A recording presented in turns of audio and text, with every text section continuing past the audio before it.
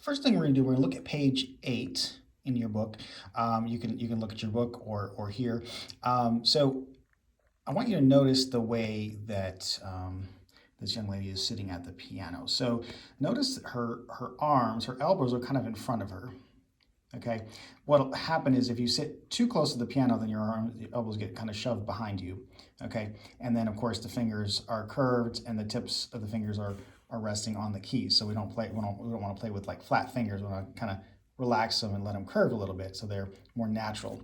Okay, now what you need to do is adjust the bench, adjust your seat so that it allows you to do this. So for instance, if this seat were way over here, well then she's going to be sitting way too close to the piano. And if the seat is way back here, too far, right? So just find a position where you can sit and ideally put your feet on the ground. Okay, so you don't want your feet dangling in the air. All right, you want feet to be flat on the ground. So you might have to sit a little bit more to the front of the seat as opposed to at the back of the seat. But either way, you need to be sitting so that your elbows are in front of you a little bit, just like that, right? At kind of even with the front of your body, and then your feet are flat on the ground. Okay, and you can read if you want any more details. There's some details about how to position yourself. Okay, now let's move over to the finger numbers. Okay, this is pretty straightforward, but there will be some times where there's a little confusion. For instance, a lot of students will confuse because the left side of the right hand is finger number 1, and then they think this is number 1 over here, but it's actually number 5. So the thumbs, both of the thumbs are 1s and then 2s. The pointer finger, 3s, middle finger, 4 is the ring finger, and 5 is the pinky. All right, so just take a few minutes and kind of look, kind of try to memorize those, look at your fingers, and just process that, memorize that, okay?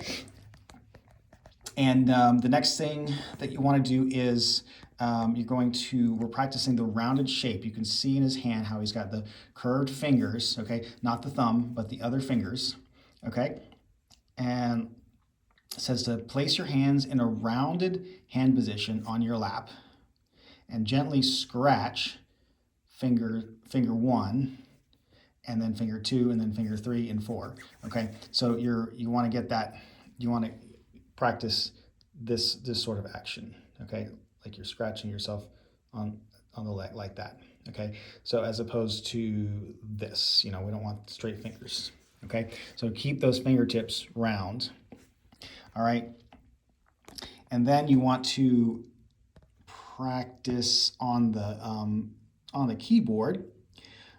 So it says with a rounded hand position and firm fingertips. That means just make sure it doesn't cave in like this. Okay, that would be like these joints need to stay curved. That's what it means. So if you push down and that happens, that's sort of like a weak joint. It's caving in. So when you push, it should stay curved like that.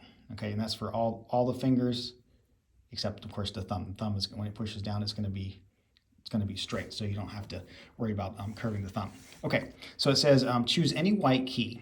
Play it with the right hand, finger 1, then 2, 3, 4, and 5, and now reverse starting with finger 5. Okay, and so in this exercise, you want to practice keeping the fingertips, keeping the fingers curved. Okay, so